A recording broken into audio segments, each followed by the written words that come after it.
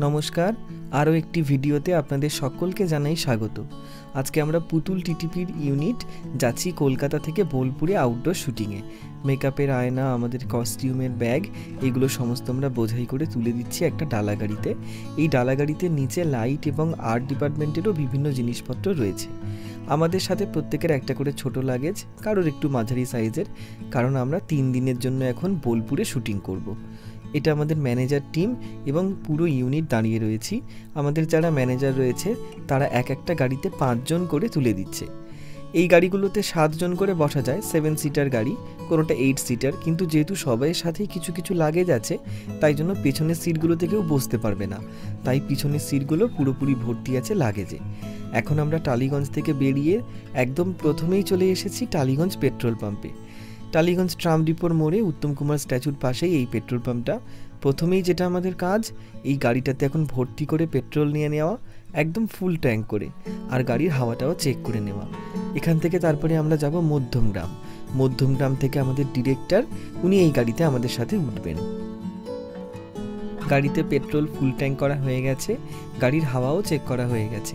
এবারে আমরা রওনা দিচ্ছি এখান থেকে মধ্যমগ্রাম। এখন বিকেল 4টে মতন বাজে। আমরা বাইপাসে এসে উঠলাম। আমরা গাড়ি ছেড়েছি প্রায় আধ ঘন্টা মতন হয়েছে। 3:30 নাগাদ আমাদের স্টুডিও থেকে গাড়ি বেরিয়েছে। তবে আজকে আমাদের কল টাইম ছিল দুপুর 2টোর সময়, অর্থাৎ দুপুর 2টোর সময় আমাদের স্টুডিও থেকে আউটডোরে যাওয়ার জন্য গাড়ি ছাড়বে। আমাকে আর কস্টিউম ডিপার্টমেন্টকে আরও বেশ কিছু ডিপার্টমেন্টকে একটু আগে আসতে হয়েছে, যাদের ধরুন জিনিসপত্রগুলো গোছাতে হবে।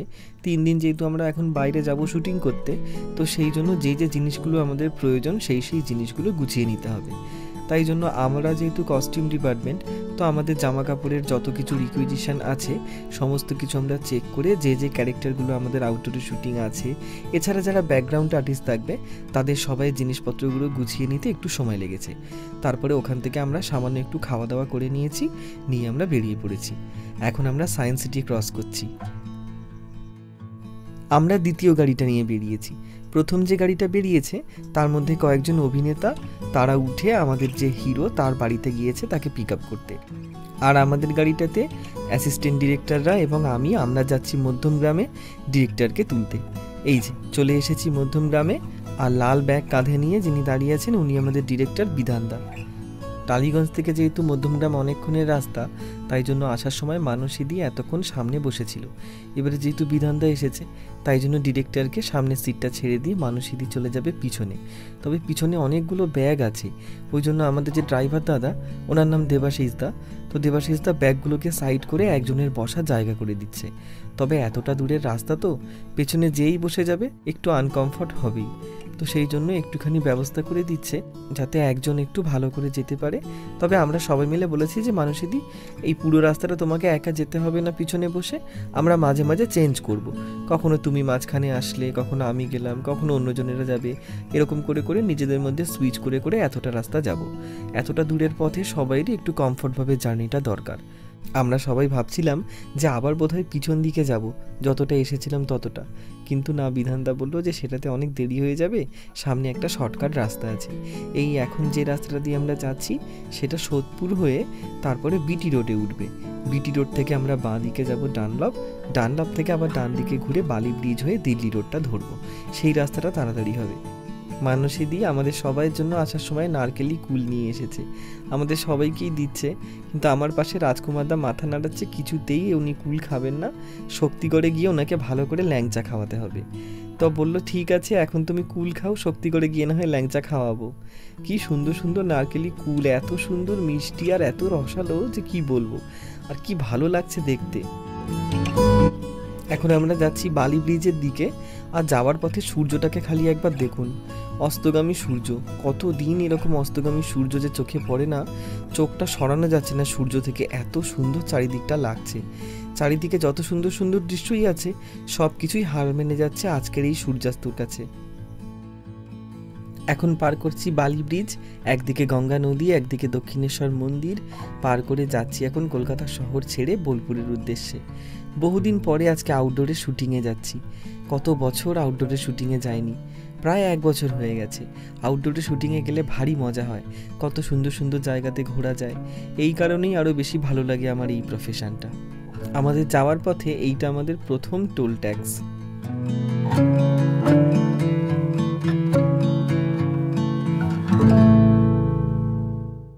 আমাদের যাওয়ার পথে দ্বিতীয় টোল ট্যাক্স।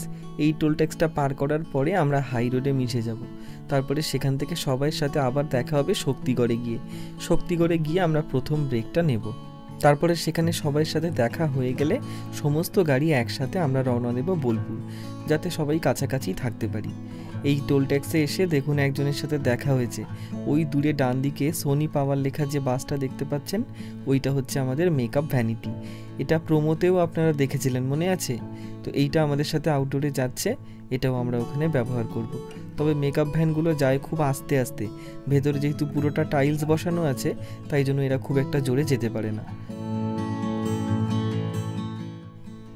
শক্তিগড় যাওয়ার পথে হাই রোডের মাঝখানে বিশাল লম্বা একটা জায়গা জুড়ে মাটি খোঁড়াখুড়ির কাজ চলছে। এখানে বোধহয় কোনো গুপ্তধনের সন্ধান পেয়েছে, জানেন? সেই জন্য পুরো রাস্তা মাটি খুঁড়ে দেখছে যে কোথায় গুপ্তধনটা লুকানো আছে। তবে নিন্দুকেরা বলবে এখানে বোধহয় কোনো ব্রিজ তৈরি হচ্ছে।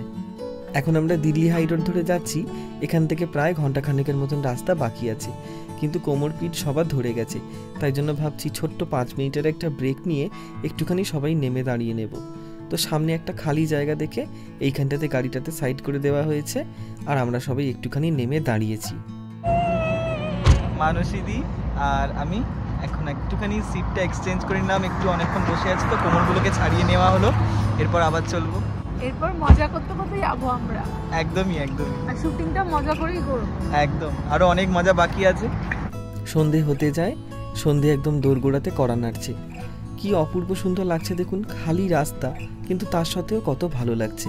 সূর্য অস্ত একদম চলে গেছে, কিন্তু তার কিছুটা আলো এখনো পর্যন্ত আকাশে ঘুরে বেড়াচ্ছে। অপূর্ব সুন্দর লাগছে আকাশটা। এখানে আর বেশিক্ষণ দাঁড়াবো না, এবারে আমরা সবাই মিলে একেবারে শক্তিগড়ে গিয়ে দাঁড়াবো। অনেকজন সেখানে পৌঁছেও গেছে, আর অনেকজন রাস্তাতেও আছে আমাদের পিছনে। তো সেখানে পৌঁছে তারপর বাকি ভিডিওটা আবার কন্টিনিউ করব। তাহলে এই ভিডিওটা এখানেই শেষ করছি। আমাদের শুটিংয়ের বাকি ভিডিওগুলো মিস না করতে চাইলে এখনই ফেসবুকের পেজটাকে ফলো করে নিন, আর ইউটিউবের চ্যানেলটিকে সাবস্ক্রাইব করে নিন। ভিডিওটি এই পর্যন্ত দেখার জন্য আপনাদেরকে অসংখ্য ধন্যবাদ জানাই। সবাই ভালো থাকবেন, দেখা হচ্ছে খুব তাড়াতাড়ি পরের ভ্লগে।